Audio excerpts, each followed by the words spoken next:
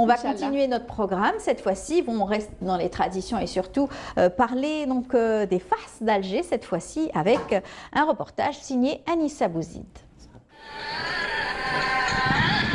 L'espace rural autour de la ville d'Alger est connu jusqu'à nos jours par la désignation Fars, un terme qui signifie banlieue d'Alger. D'un point de vue géographique, le Fars couvre une grande partie du Sahel algérois. Il s'étend des portes de la Médina jusqu'au commencement de la plaine de la Métidja.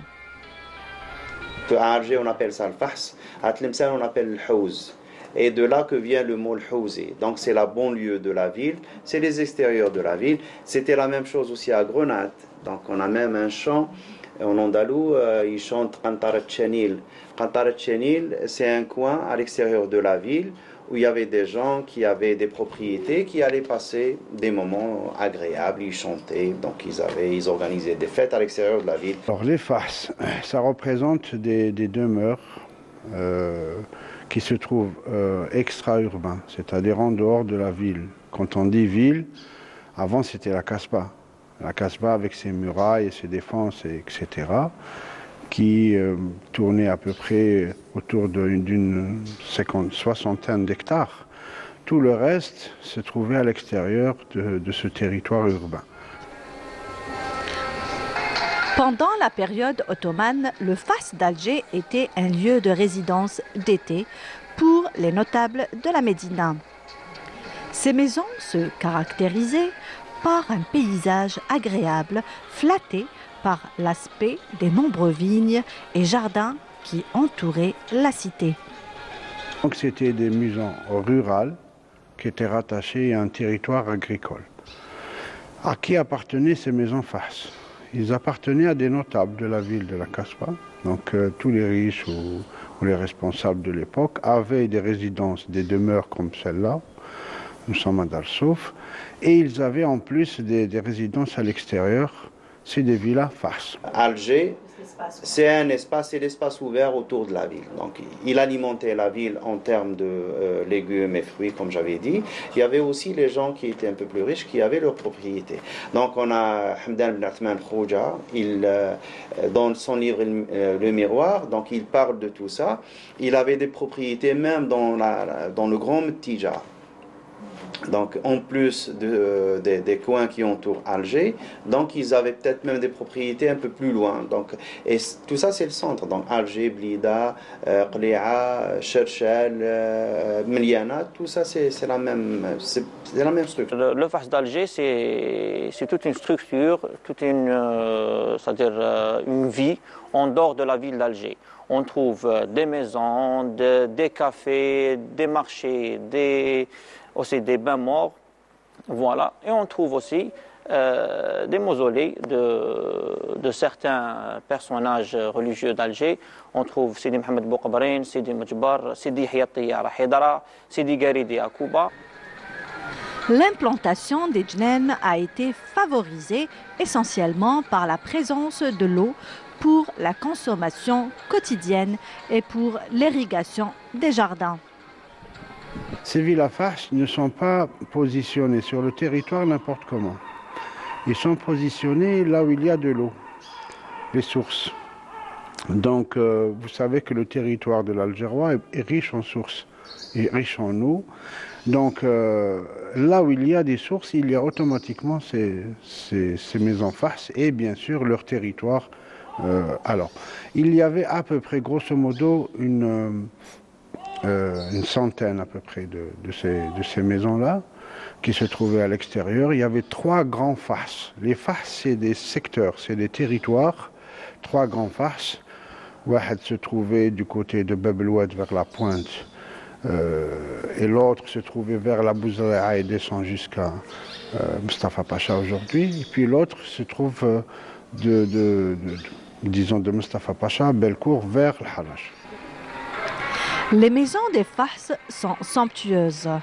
Elles se démarquent majestueusement par leur style architectural néo-mauresque, un style très imprégné au Maghreb.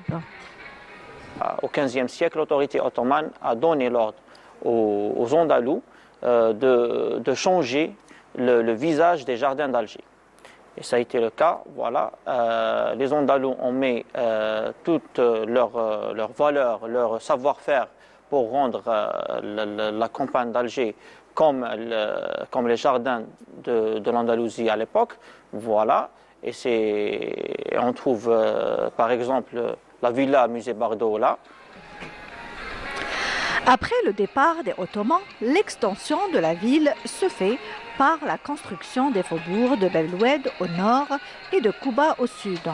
Des villages se développent ensuite aux alentours pour exploiter la richesse agricole des environs. Avant l'indépendance, ces petits espaces urbanisés se sont agglomérés à la ville pour former la grande commune d'Alger. De retour sur le plateau, Greg Hassan est là sur notre plateau après avoir parlé des farces. Il va nous parler aujourd'hui d'une personnalité donc, qui a marqué la culture algérienne, mais aussi le monde musulman, parce que lui aussi faisait les premiers appels à la prière. Exactement. Bonjour, monsieur Greg Hassan. Bonjour Amel, Comment bonjour à tous les téléspectateurs. Sahar Mdankom, ou bientôt, Inch'Allah, Sahaïdkom, Arbihina, Wihaddarna, Inch'Allah. Inch'Allah. Alors aujourd'hui, on va évoquer la mémoire de Bachtarzi.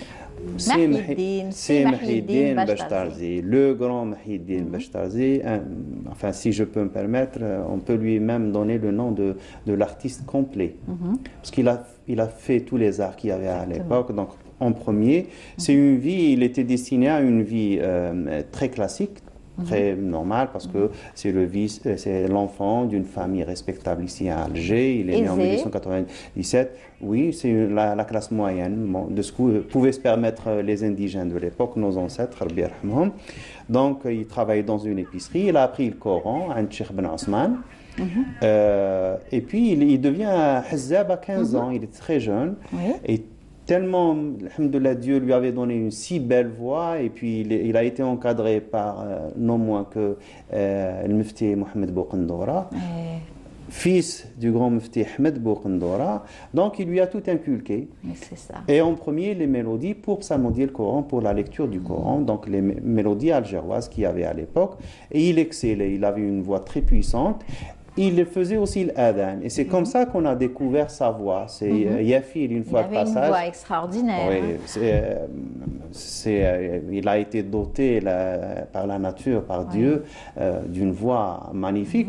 Et il travaillait. C'était un homme, c'était un bûcheur aussi. C'est un bosseur. Donc, il ne s'est pas contenté de sa condition de naissance, ni rien du tout. Il a travaillé. Donc, il était destiné à devenir Bash Hazzab. Donc, pour le Qsaïd et peut-être Bash Qassad un peu après le décès de son maître, c'est Mohamed Boukendoura. Donc, il aurait pu être. Et voilà, sans plus. Donc, par malheur, par bonheur, il y a Edmond Yafil qui passe du côté de Saht Chouhada. Il l'entend appeler à la prière, faire l'adhan. Il demande c'est qui.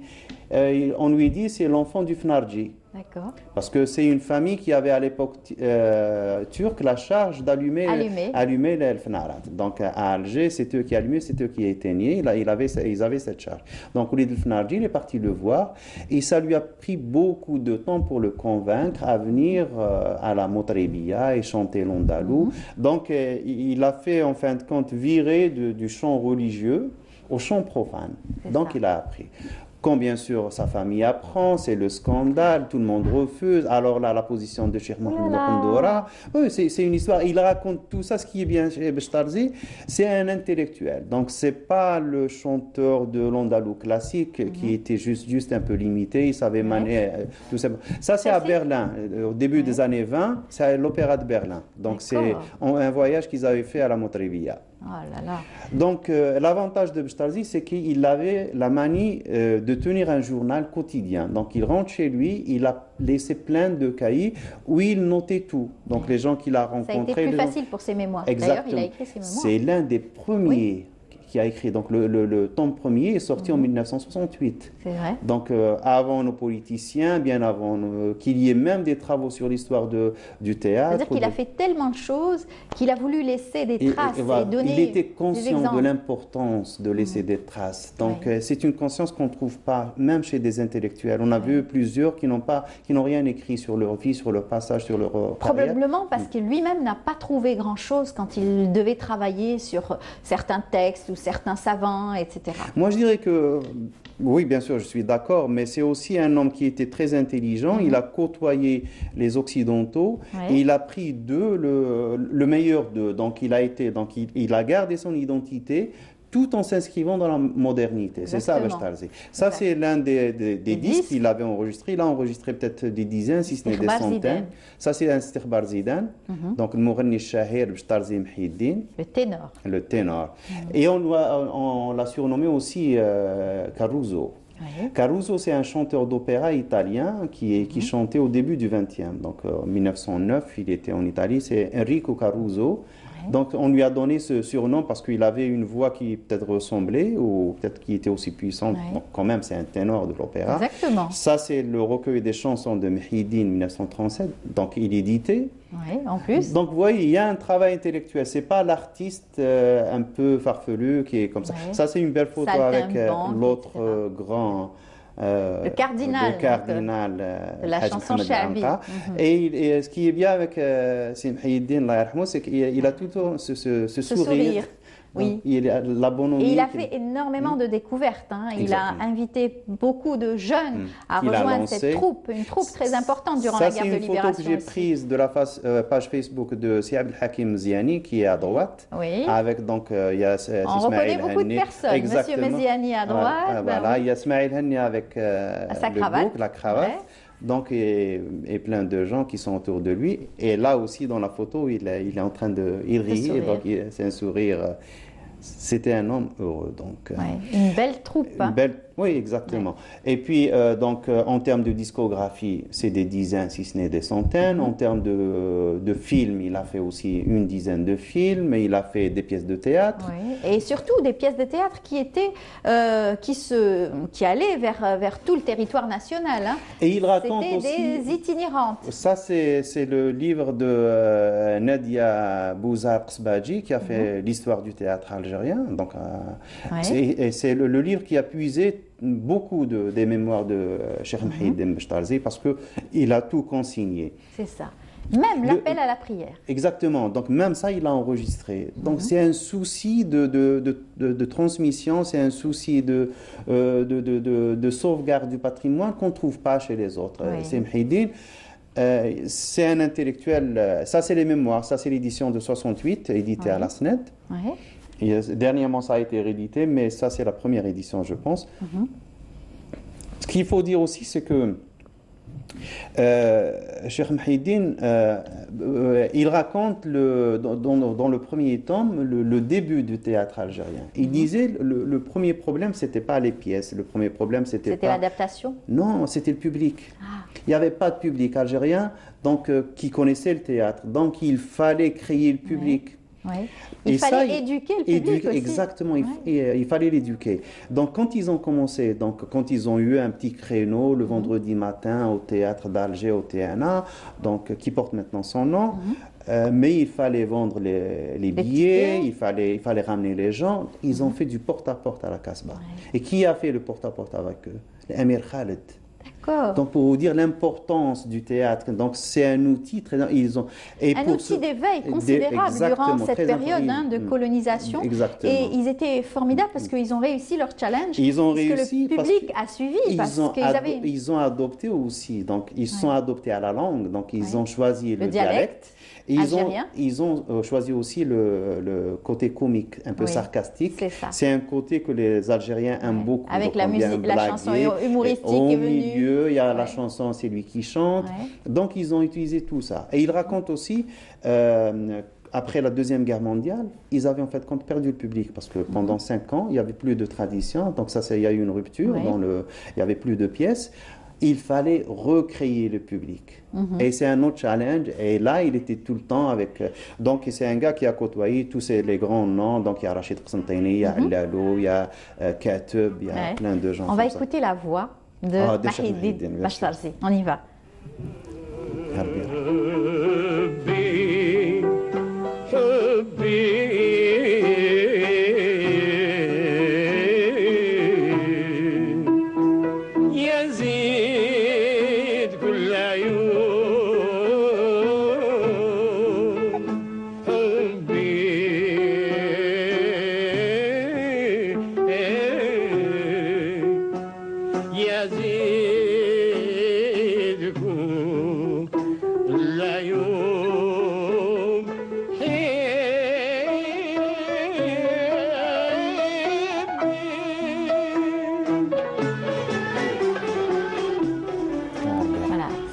Oui, Allah yarhamou, exactement. Il était vieux. On le voit ici en image également. Ça, c'est l'hommage, 1982 avec les Kharjia, je crois.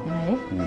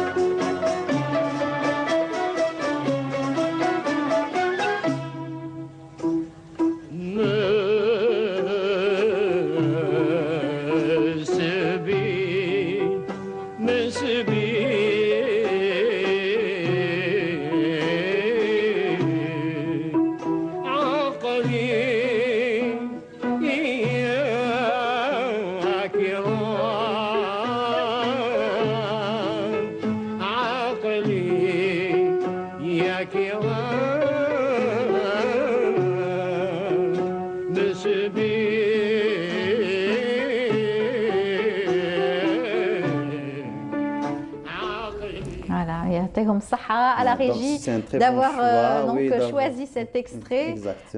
Voilà. Et par exemple, le jour où on lui a rendu un hommage, je crois que c'était en 82, il était au TNA, sur l'estrade. À la fin, il monte.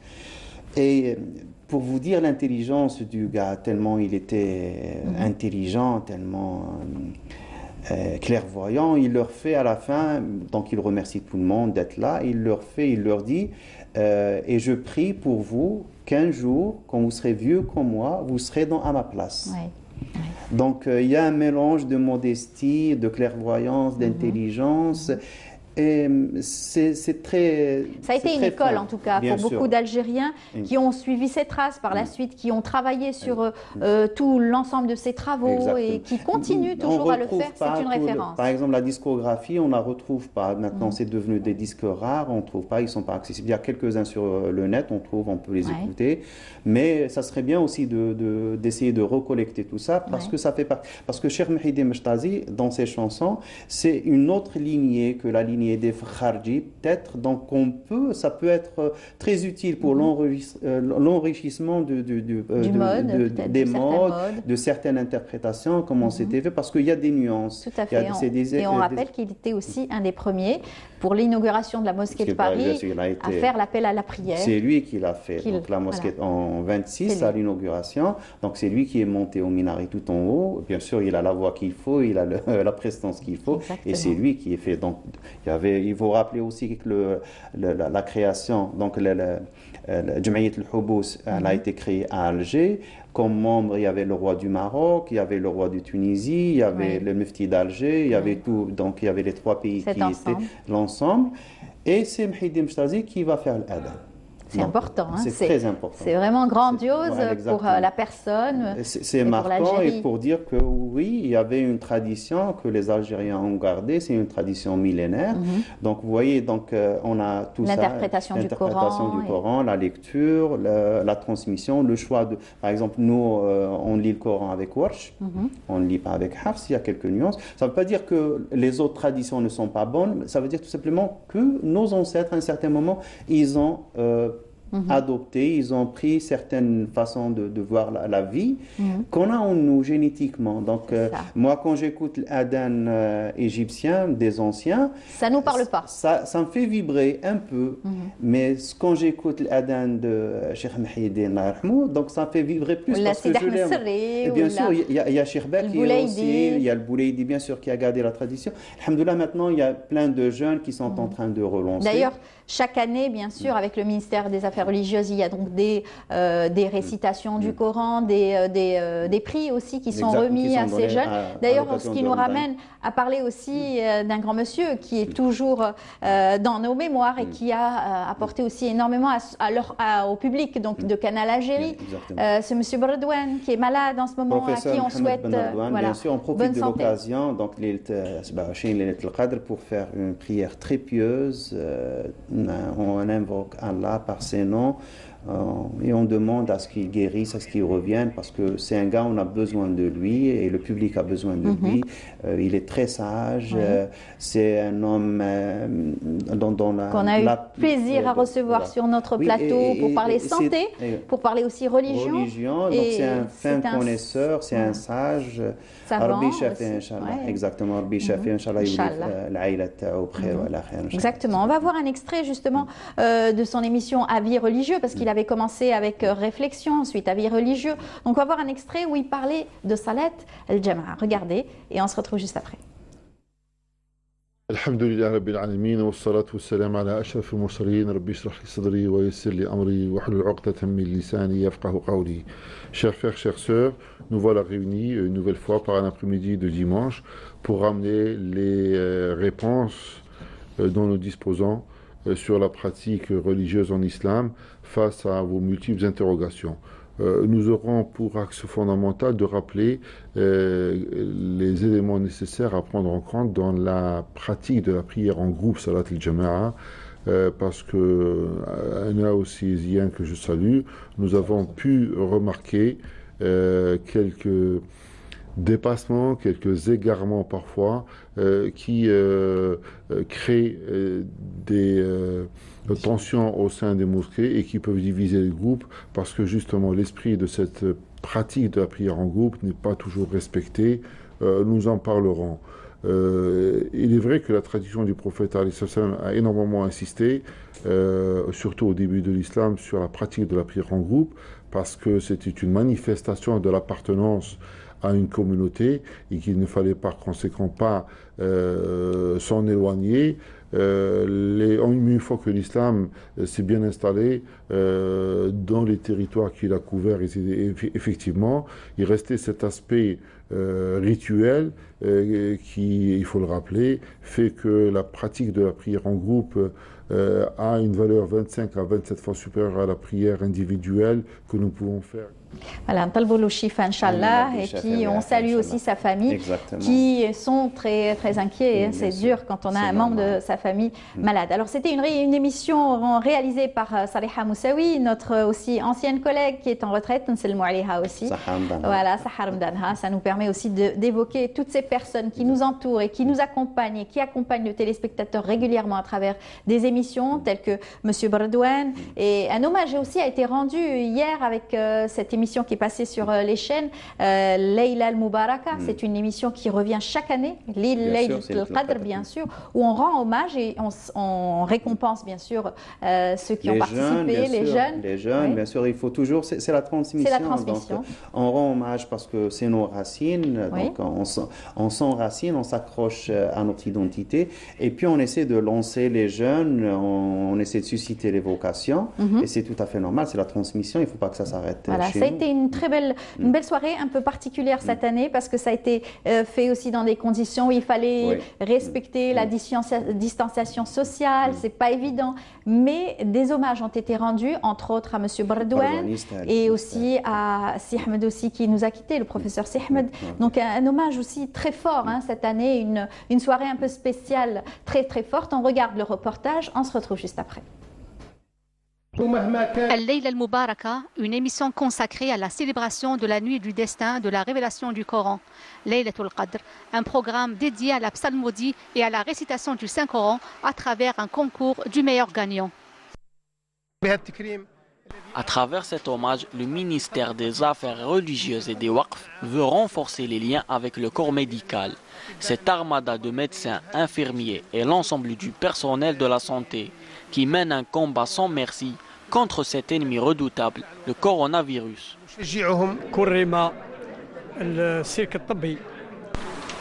Un vibrant hommage a été rendu au personnel de la santé, à l'instar de Feu Sidi Ahmed El Mahdi, un ami et confrère, l'un des meilleurs professeurs et chirurgiens que Dieu ait son âme, et de mon ami le professeur Bardouane qui se trouve actuellement au service de réanimation et à qui on souhaite un prompt rétablissement.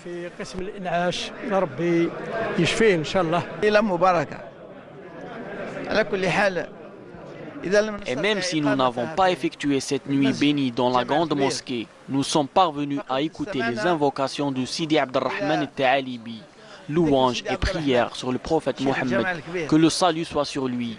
Et bien sûr, nous avons fêté la victoire des lauréats de l'apprentissage du Coran.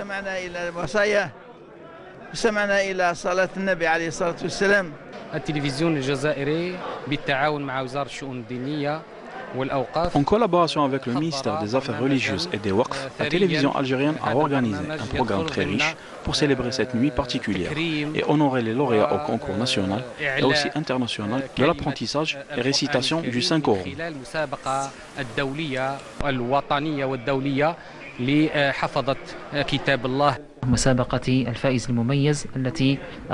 Le concours du meilleur gagnant, organisé par le ministère des Affaires religieuses et des Waqf, dans cette conjoncture de la pandémie en utilisant le Skype, a permis la participation d'un nombre important d'Algériens qui ont honoré leur pays dans les instances internationales. Cela fait 3 mois que mon père est en service de réanimation. Je saisis cette occasion pour demander à tous les téléspectateurs de prier pour lui et pour tous les malades en leur souhaitant un prompt rétablissement. La cérémonie de distinction des lauréats apprenants du Saint-Coran s'est déroulée dans un climat empreint de spiritualité et de joie. L'initiative vise à diffuser les nobles valeurs de l'islam en cette crise sanitaire. Voilà, un bel hommage, en tout cas, une belle soirée, Layla al-Mubaraka. Bien sûr, on continuera à en parler, n'est-ce pas? Oui, bien sûr, oui, voilà, c'est important. Oui. Juste avant, et on souhaite une bonne santé, comme l'a dit le fils de Bardouane, donc Rabbi Shafi, et surtout on souhaite une bonne santé à tous les malades qui sont en ce moment alités. Eh bien, par téléphone, tout de suite, on va prendre là un appel. Monsieur Rbah qui est avec nous. Bonjour, Monsieur Rbah. Bonjour, bonjour. Comment ça va?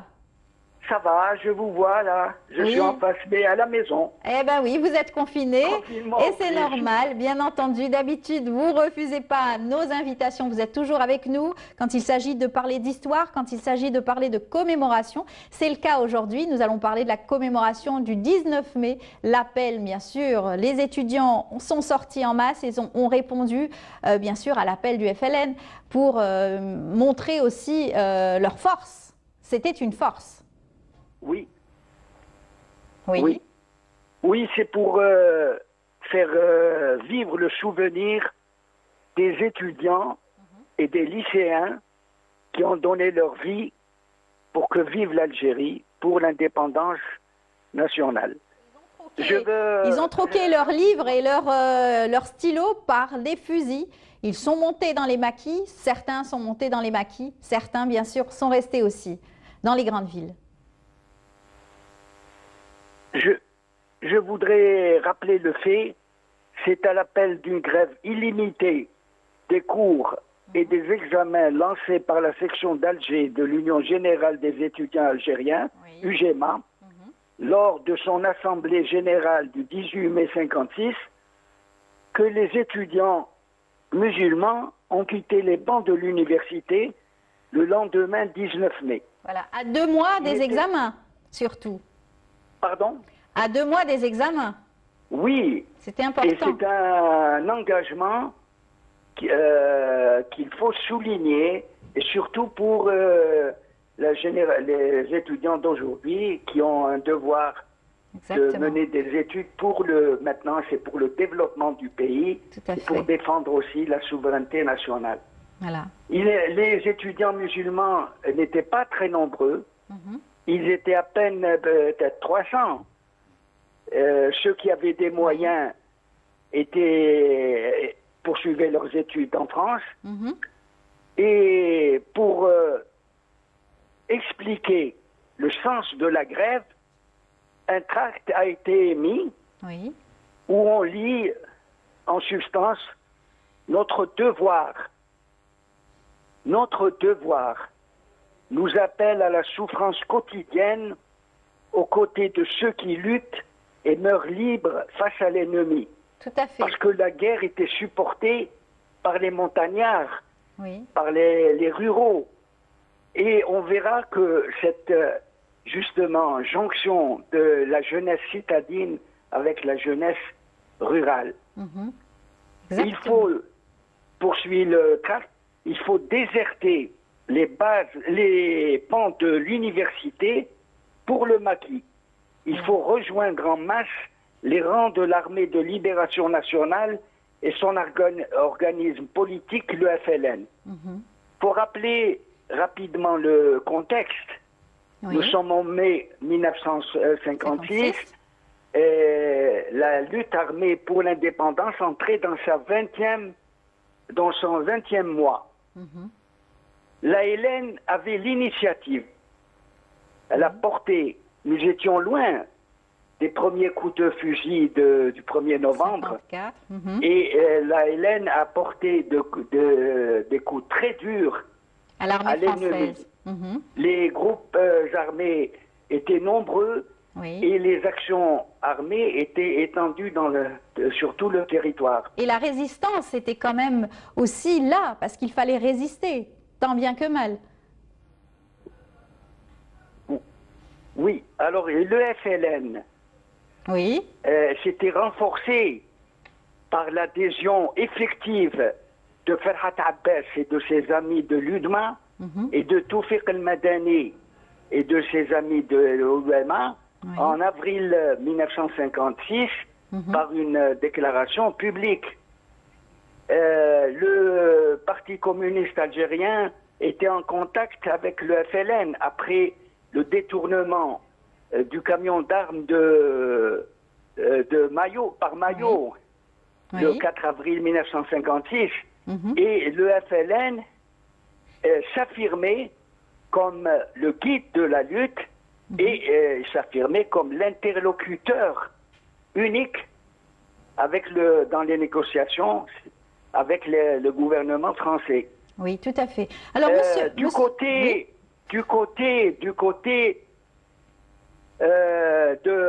gouvernement français, le gouvernement français a accentué la guerre. Il a envoyé les militaires et son contingent, les jeunes appelés, pour quadriller tout le pays en multipliant le nombre de postes militaires. Il s'est renforcé en matériel, hélicoptères, avions et l'artillerie.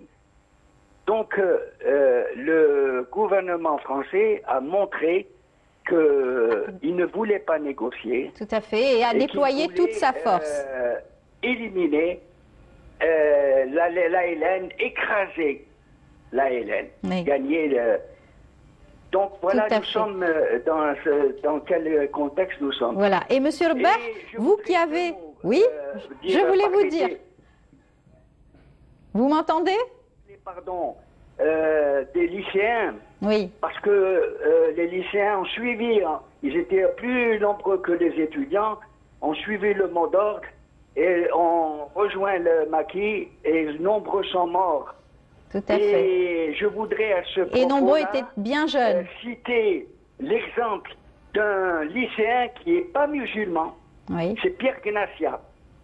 Il se faisait appeler El Hajj au maquis et il est mort en défendant ses blessés dans une infirmerie qui a été bombardée par l'armée française dans le maquis de Lila. Voilà, en 57. Et je voudrais aussi parler, il n'y avait pas que le maquis, il y avait des étudiants qui sont morts sous la torture.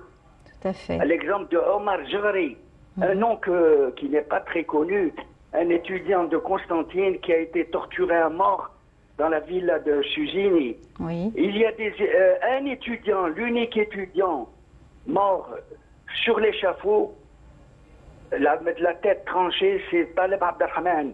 Oui. Qui a dit que pour ma patrie, pour mon peuple, je saurais mourir devant le tribunal. Oui. Il faut aussi rendre hommage aux médecins. Oui. Et parmi ces médecins, il faut être juste. Il faut parler de Georges Counillon, qui venait à peine de terminer ses études en médecine, qui a été le premier médecin au maquis des Aurès, qui a répondu à l'appel de l'Habib Ben Mehdi, qui avait demandé à ce qu'il y ait des médecins au maquis. C'était le premier maquis des Aurès qui était le plus engagé au début. Tout à fait. Et Monsieur Rbeh, grâce à vous, aujourd'hui, on a pu rendre hommage à tous ces étudiants qui ont troqué, comme je l'ai dit, leur stylo, leur cahier, leur banc d'université par des fusils, et pour pouvoir aussi libérer l'Algérie. Vous êtes toujours là à faire des recherches, et grâce à cela, on a le plaisir aussi d'évoquer la mémoire de toutes ces personnes, Allah yarhamhum, Allah yarham shuhada, parler un petit peu de leur parcours. Et vous nous avez envoyé de très belles correspondances, tristes aussi correspondances, de ces jeunes étudiants universitaires ou lycéens qui envoyaient donc des lettres à leurs parents pour les rassurer, pour leur dire voilà, nous sommes auprès de nos frères de combat et nous résistons pour libérer l'Algérie. En tout cas, Yatek Saha, Monsieur Rbeh, merci beaucoup pour cette intervention, et grâce à vous, on parle toujours d'histoire. Voilà. Je ne sais pas s'il est toujours... En tout cas, merci Monsieur Rbeh. On aura l'occasion de vous retrouver, j'espère, très prochainement. Pourquoi pas sur notre plateau dès que cette crise sanitaire sera passée, et on restera, bien entendu, à votre contact, bien sûr. Greg Hassan, merci beaucoup. Merci à vous. C'est déjà fini, on est arrivé à la fin. Laissez-moi juste terminer un mot, parce que pour la fin, la dernière chanson qu'a chantée Bachtarzi, c'était il a choisi Khtim Ya Salam lana karama bi husni al-khitam ma'a salama. Et c'est ce qu'on demande à tout le monde. Ah, Yatek Saha, c'est bien beau. Heureusement que vous l'avez dit. Voilà, on dit Siyam Maqboul à tout le monde, puisque Lyoum, on a parlé de Layl al-Qadr, et c'est très important. Merci à vous de nous accompagner régulièrement chaque mercredi, et avec bien entendu toutes ces belles informations que vous nous donnez. J'espère que vous avez apprécié l'émission d'aujourd'hui. Excellente journée à vous tous. Merci à toute l'équipe de la Régie 7, et puis on se donne rendez-vous dès demain, 9h, 10h.